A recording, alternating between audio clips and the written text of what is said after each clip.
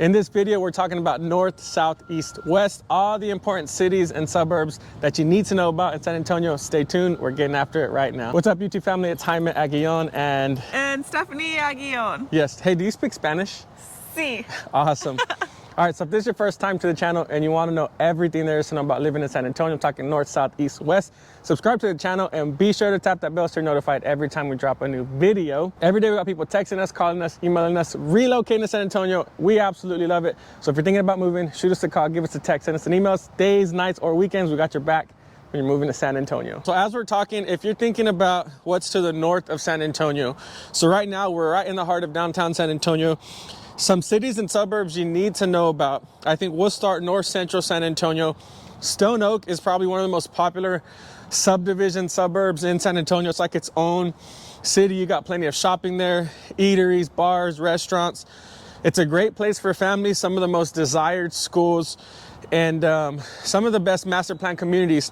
If gated is important to you, that's the subdivision you're gonna wanna check out. They have a ton of gated communities.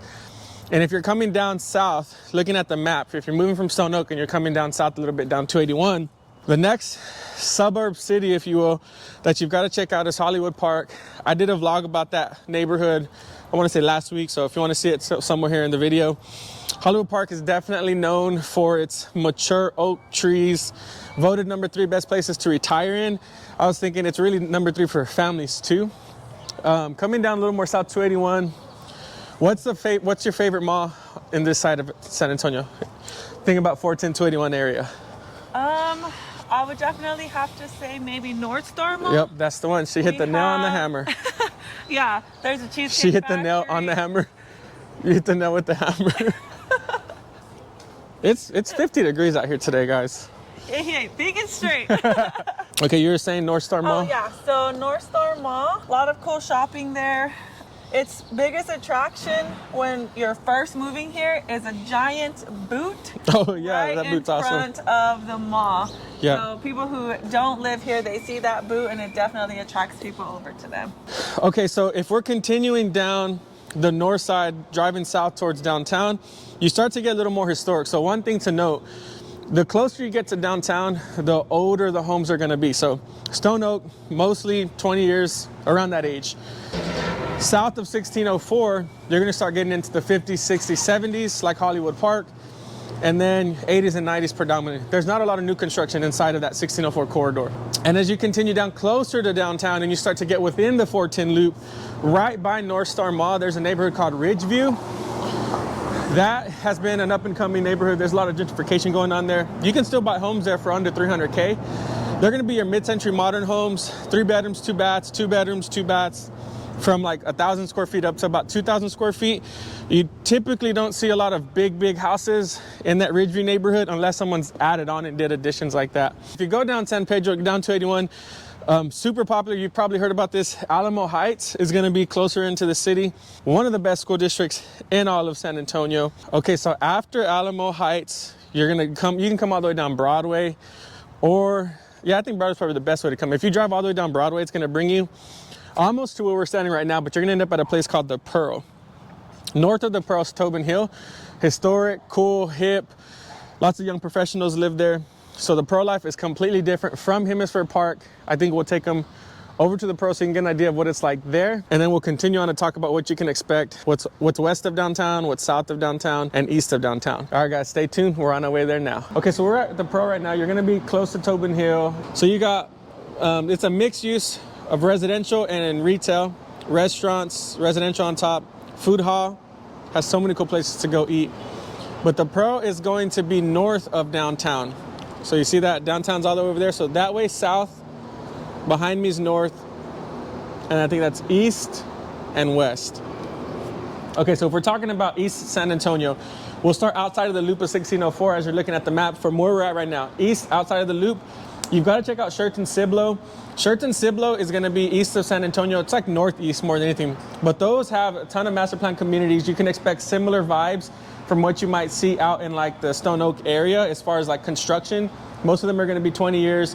You still find some farm and ranch properties out in those areas. So if you're looking for a little more space to sprawl out, you'll find some land out there. Coming in a little bit closer inside the 1604 loop, you're going to run into Converse, Randolph Brooks is out there. So like if you're thinking of what's around that area, you've got IKEA, the Forum, Randolph Brooks. The Natural Bridge Caverns are going to be around that area too. So getting closer to downtown, inside the 410 Loop, you're going to run into the historic neighborhoods like Dignity Hills and Denver Heights. Denver Heights is going through what's called the gentrification. So there's a lot of homes from the 50s, 20s, and 30s that are being renovated. We've got some modern interior vibes with some mid-century, early like 1900 exterior looks. So really cool neighborhoods out there. All right, Steph, so what do you see is south of downtown where we're at right now? So we have little baby towns, Petite, Pleasanton, we got Floresville. Have you been out to Floresville? I haven't been out to Floresville, but I have helped a client buy in Petite. Cute little small town if you want that small town. You've heard of the Petite Strawberry Festival, right? Yeah, they advertise that everywhere. Every year they've got a big strawberry festival out south of San Antonio. Reasons people move out to South San Antonio, it's a lot more affordable. If you're going south of San Antonio, you have more affordability. And it's gonna be a bunch of ranches, ranchettes, acres, half acres, 50 acres. There are some master plan communities that are being developed on the south side, out by Palo Alto College. They've got a branch of Texas A&M, I think. Yeah, I'm pretty sure it's Texas A&M. So South San Antonio's seen some development. That's what you can expect out there. And if we're coming in closer, like inside the 410 Loop right here by downtown, Southtown is actually what it's known as. Southtown. St. Mary's, it's St. Mary's in South Presa.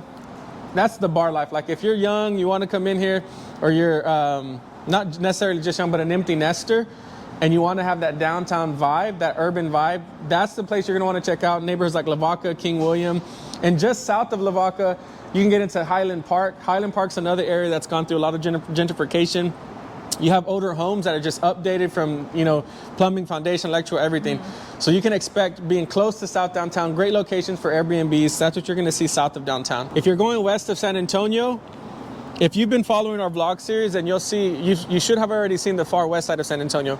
So if I'm working my way outside of the 1604 Loop, a lot of people are moving to places like Castroville. So this is Medina County. Castroville's a small town vibe, but there's a lot going on there too.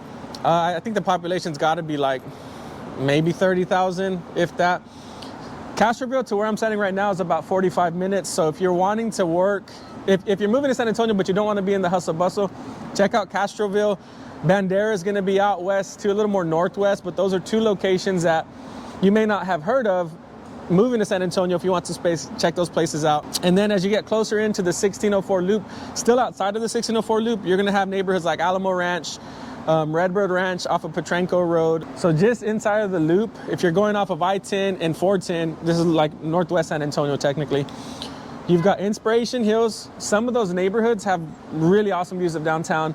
Woodlawn Lake is a super popular, like mid-century, super popular neighborhood too. Lots of cool stuff to do out at the Woodlawn Lake, like walking, just hanging out outside, park life. That's what you're gonna expect on the west side. And remember, when you're coming to San Antonio, downtown is going to be like one of the oldest parts of San Antonio. So from properties from the 1800s, 1900s, as you get outside of the downtown, but still within the 410 Loop, those are going to be anywhere from the 1920s to like the 1980s. Some new construction, just not a whole lot.